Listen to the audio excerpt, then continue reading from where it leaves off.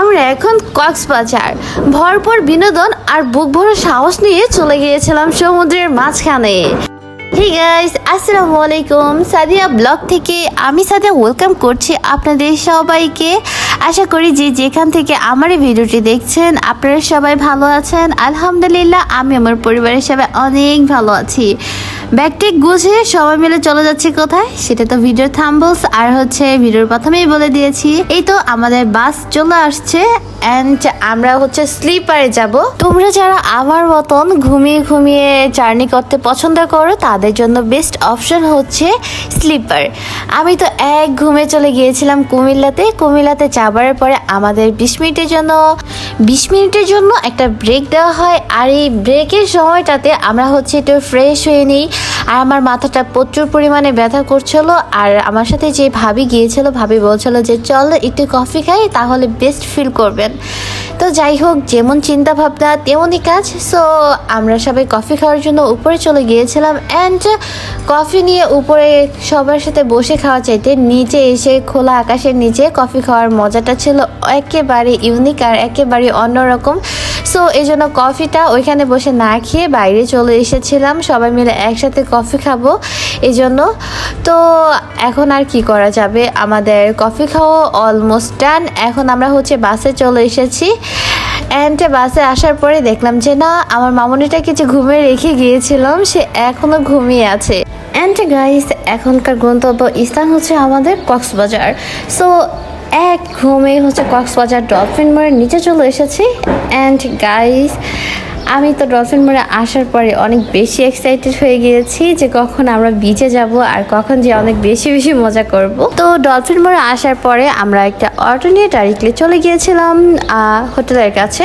স্লিপারে ঘুমিয়ে এসেছি, তাও নিজেকে অনেক বেশি ক্লান্ত লাগছিল যে মনে হচ্ছে কতক্ষণে রুমে যাব, একটু রেস্ট নিব। অ্যান্ড গাইস, ফাইনালে আমরা রুমে চলে যাচ্ছি। এখন লিফটে আছি। আমরা তো বসে রিল্যাক্স করেছি। অন্যদিকে আপনাদের ভাইয়া আলামিন ভাইয়া দুজন মিলে হোটেলের কিছু নিয়ম কানুন ছিল সেগুলো এইগুলো শেষ করে তারপরে তারা উপরে আসছে।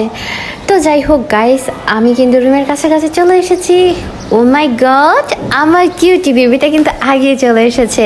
অ্যাকচুয়ালি আমরা যে হোটেলটা এসেছি তার বেডরুমটা আপনাদের ভাইয়া চেক করতে যখন এসেছিল তখন মামুনিকে রেখে গিয়েছিল। বাইরে প্রচুর পরিমাণে গরম ছিল, তাই রুমে এসিতে বাবুকে রেখে তারপরে ওর বাবা বাইরে গিয়েছিল। আর ততটুকু সময় আমরা উপরে চলে এসেছি। এসে দেখি আমার মামুনিটা খেলা করছে। এই তো রুমের থেকে যে ভিউটা দেখতে পাই সেটা তোমাদের সাথে একটু শেয়ার করে দিলাম। আসলে হোটেলের নামটা আমার সঠিক মনে পড়ছে না, মনে পড়লে অবশ্যই তোমাদের সাথে শেয়ার করে দিতাম। এই যে এখন ফ্রেশ হব। আর গাইস, তোমাদেরকে আরেকটা মজার জিনিস একটু দেখিয়ে দিই। আমার রুমের মধ্যে একটা সুন্দর লাইটিংয়ের ব্যবস্থা রয়েছে। এই লাইটিংটার জন্য কিন্তু আমার আম্মিটা অনেক বেশি খুশি হয়েছিল যখন দেখেছিল যে রুমে সুন্দর ছিল, রুমের লাইটিংটা অনেক সুন্দর ছিল, যার জন্য আমার মামুনি খেলাধুলা করতে ব্যস্ত হয়ে গেছে। আর সেই সুযোগে আমি চলে গিয়েছিলাম নিজেকে ফ্রেশ করতে। এখন ফ্রেশ হয়ে যাবো খাওয়া দাওয়া করতে। খাবার খেতে আসার পরে প্রায় আমি আধা ঘন্টা ওয়েট করেছি। খাবার বানাবে, তারপর ওনারা আমাদেরকে সার্ভ করবে। গাইস, আমি এত বেশি ক্ষুধার্ত ছিলাম, কি বলবো, মন চাচ্ছিল যে সব খেয়ে ফেলি। এরপরে ফাইনালি গাইস মজার খাবারগুলো এসেছে। এই যে এতগুলো খাবার, সবগুলোই এত বেশি মজার আর এত বেশি সুস্বাদু ছিল। আমি হয়তো বলছি, আপনারা বুঝতে পারছেন না, এত হয়তো খেলে বুঝতে পারবেন এত বেশি মজার। এখানে যে লটকা ফ্রাইটা ছিল জাস্ট অ্যামেজিং। আমি এক কথা পুরো ফ্যান হয়ে গেছি। আপনারা যারা কক্সবাজার যাবেন অবভিয়াসলি লটকা ফ্রাইটা ট্রাই করবেন। আমি 100তে 100 দিব, যদি এর বেশি দেওয়া যায় আমি তাও দিব। লটকা ফ্রাইটা এত বেশি মজার। আর আমরা যেখানে আসছিলাম খাওয়া দাওয়া করার জন্য সেখানে কিন্তু বিক্রি করা যাবে এরকম কিছু পণ্য রয়েছে, যেমন কাঠের বাটি কিংবা কাঠের হাঁড়ি, তারপর বাঁশের কিছু ট্রে রয়েছে যেগুলো অনেক বেশি ইউনিক লাগছিল আমার কাছে। কিন্তু গাইস, এখানকার প্রাইসগুলো অনেক বেশি মনে হচ্ছে, এজন্য আমি কোনো কিছু নিতে পারিনি। আর গাইস, এখানে যে খাবার দাবারগুলো খাচ্ছিলাম এত বেশি মজা ছিল, আমি এটা পুরো ফ্যান হয়ে গেছি, দেখি 2বার বলে দিয়েছি। এছাড়া বাচ্চাদের জন্য যদি আপনারা ক্যাপ কিংবা অন্যান্য কিছু নিতে চান সেক্ষেত্রেও এখান থেকে নিতে পারেন। আমাদের খাওয়া দাওয়া অলমোস্ট ডান। এখন আমরা যাব বিচে। আমি অনেক বেশি এক্সাইটেড, কারণ আমরা এখন বিচে যেয়ে অনেক বেশি মজা করব আর তোমাদের সাথে গাইস শেয়ার করব। তো বিচে যাওয়ার আগে মাথায় ঘুরতেছে যে যে কি কি করব না করব। সো আগে আগে দেখো কি করা যায়। তো এখন ভিজে আসার পরে কথা হয়েছিল যে আমি পানিতে নামবো হাঁটু পর্যন্ত, এর বেশি নামবো না। কিন্তু গাইস আসলে কি তাই?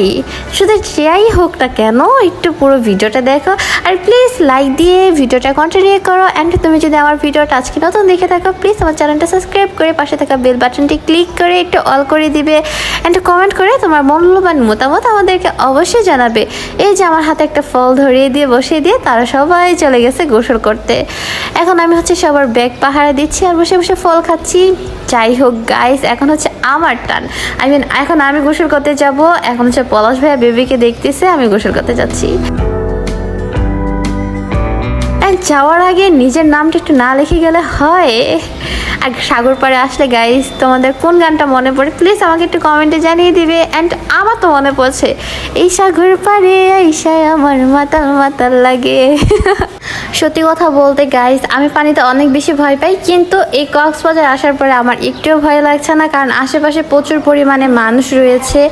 এত বেশি সবাই এনজয় করতেছে, সবার খুশিটাই দেখছি, ভয় কারো মুখেই দেখছি না। বিশ্বাস করেন গাইস, সবার মধ্যে যখন আনন্দ দেখছি তো আমার মধ্যে ভয় রাখবো কেন, সেই হিসেব করে আমার ভয়টা দূর করে দিয়েছি। এত বেশি মজা লাগছিল। আর পানিতে নামার পরে হঠাৎ করে একটা ঢেউ এসে পুরো উলট পালট করে দিয়েছে। চোখের মধ্যে যখন পানি দিয়েছে পুরো চোখ জ্বলে যাচ্ছিল।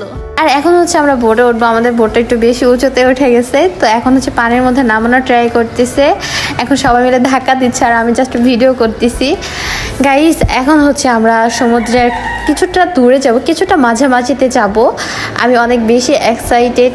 এবারের জার্নিটা আমার অনেক বেশি মজার আর আনন্দের ছিল। আর গাইস কি বলবো, এর আগেও অনেকবার অনেক জায়গায় ঘুরতে গিয়েছি, কিন্তু এতটা বিনোদন বা এতটা মজা কখনোই পাইনি। এবার যেটা পেয়েছি মজা বা আনন্দ। আর সাগরের মাঝখানে যাবার অনুভূতিটা ছিল একেবারে অন্যরকম। আপনারা যারা গিয়েছেন তারা হয়তো বুঝতে পারবেন, ভিতরে ভয় কাজ করে অনেক বেশি, আবার অনেক বেশি ফিলিংসও কাজ করে। এত বেশি ভালো লাগে আমার কাছে গাইস, অনেক বেশি ভালো লাগছিল। অনেক ভরপুর বাতাস, বড় বড় ঢেউ, তার উপরে গাইস আমি কিন্তু অনেক বেশি ভয় পেয়েছিলাম। সেটা আপনাদের ভাইয়াকে আমি বুঝতে দিইনি। যদি বুঝতে দিতাম তাহলে পরবর্তীতে সে আমাকে এই বিষয়টা নিয়ে বারবার ব্যঙ্গ করতো, বারবার হাসতো। আমি কিন্তু মনে মনে অনেক দোয়া করেছি যে আজকে ভিডিওটা আপলোড করার পরে যদি সে এই ভিডিওটা দেখে, তারপরে তো গাইস আমার অবস্থা শেষ। তার মানে এক সপ্তাহ পর্যন্ত এই বিষয়টা নিয়ে আলোচনা চলবে, একটু একটু পরপর এই কথাগুলো বলবে। আমি ভাবি পলাশ ভাইয়াকে বালু দিয়ে পুরো মেখে ভূত বানিয়ে দিয়েছিলাম। অ্যান্ড পলাশ ভাই আমাদেরকে মেখে ভূত বানিয়ে দিয়েছিল, একটু বেশি মজা করেছিলাম। সেসব আর ভিডিও করতে পারিনি, কারণ পানির মধ্যে সবাই একসাথে ছিলাম, তো সবার মোবাইলগুলো একসাথে রেখে দিয়েছিল। এই তো গাইস বাসে আসার পরে ফ্রেশ হয়ে আমার আমির একটা উড়াদুরা গানে উড়াদুরা ডান্স দেখছিলাম আর রেডি হয়ে চলে গিয়েছিলাম কাছে ডাইনে কাছে খাওয়ার জন্য। ভরপুর খাওয়া দাওয়ার পরে এই ব্লগটা এখানেই শেষ করছি। আপনারা সবাই ভালো থাকবেন। আল্লাহ হাফিজ, আসসালামু আলাইকুম।